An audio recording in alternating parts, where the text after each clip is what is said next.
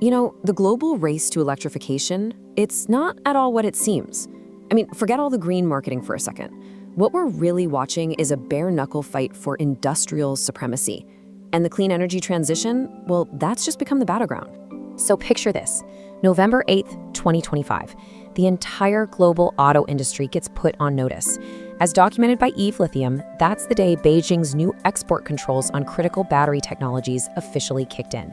And let's be clear, this wasn't some warning shot across the bow. No, this was the first shot fired in a completely new kind of war. And you know, this move didn't just come out of nowhere. It wasn't random at all. The data from the US-China Economic and Security Review Commission shows a really clear escalating pattern. What you're seeing is the end result, the culmination of a strategy that's been in the works for decades. The goal? To get absolute dominance over the battery supply chain, and then, well, to weaponize it. This is Auto Read. We decode the machines and the markets that move the world. Okay, so these export controls, they're really the trigger event. And they're targeting everything. We're talking high energy density batteries, the machinery to make them, and even the cathode materials. And if you're not a battery engineer, just know that the cathode, that's the single most critical piece of the puzzle. It determines a battery's performance, its cost, its range, the whole shebang. So yeah, this isn't about trade, this is about grabbing control over the absolute core technology of mobility in the 21st century. So what's the official reason they give? National security, of course. By calling these battery parts dual-use technologies, Beijing just masterfully reframed its industrial advantage into a state security issue. Honestly, it's a brilliant strategic pivot. It gives them this incredible geopolitical leverage over any country that's trying to build an EV future. But look, this kind of checkmate position, it doesn't just happen overnight. This has been going on for decades. While Western automakers were, totally focused on vehicle assembly and brand marketing, China was methodically, quietly, conquering the entire value chain. Everything from processing minerals, we're talking refining over 60% of the world's lithium, all the way to anode and cathode production. They built a vertically integrated monopoly. And now, the rest of the world is basically just a dependent customer. Now, this table right here, which draws from the Are Electric Cars Really Clean report, it gives us a really stark intelligence snapshot of the global landscape for 2025. You've got China, on track to below past 50% EV adoption, totally focused on export leadership. Then there's Europe, pushing hard but hitting some serious headwinds. And the United States? Well, it's trying to build out a domestic supply chain, but it's just hobbled by uncertainty. The strategies couldn't be more different, and this table lays out exactly why the West is so far behind. And if you want to understand the sheer scale of this gap, look at this number, 433%. According to the Battling for Batteries report, that's how many more EVs China sold than the United States in 2024. That doesn't just a lead, folks. That's a route. It's built on a manufacturing scale and a level of supply chain integration that the West, well, it just can't touch right now. So what does this all mean? Well, the bottom line is that the West is now stuck playing catch-up.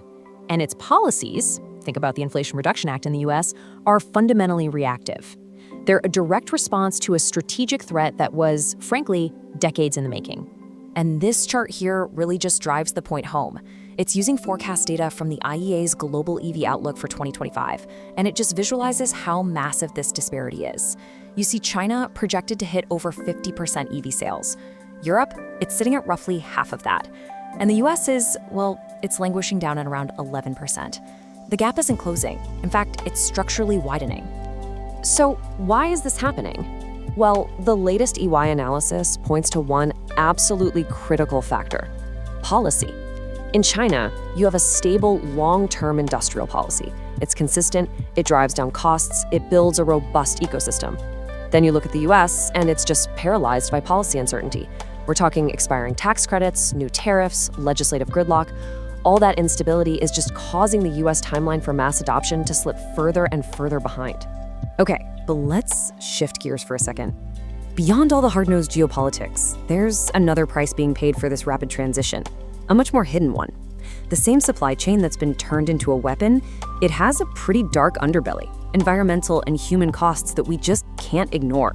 This whole green revolution, it turns out, is being built on some very, very dirty foundations.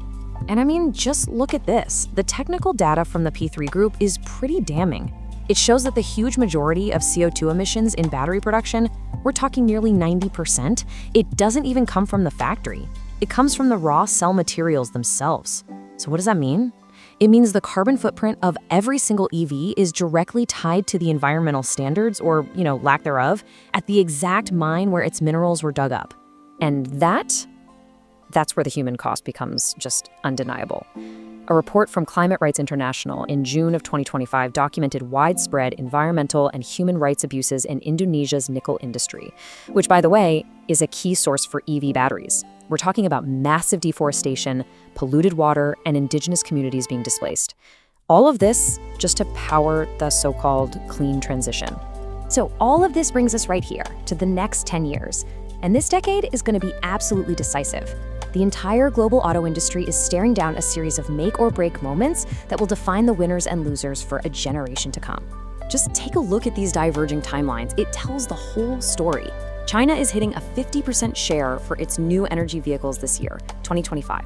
Then, according to that EY analysis, Europe's EV sales are on track to surpass gas and diesel cars by 2028. But the US? The projection for hitting that same 50% BEV adoption isn't until 2039. That's a full 14 years behind China. This isn't just some delay, it's a fundamental strategic disadvantage that's going to have consequences for decades.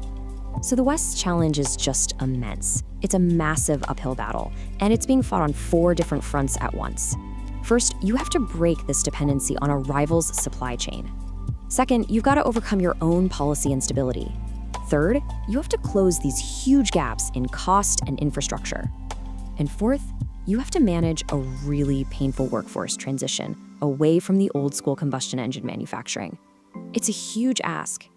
And all this leaves us with the one ultimate question.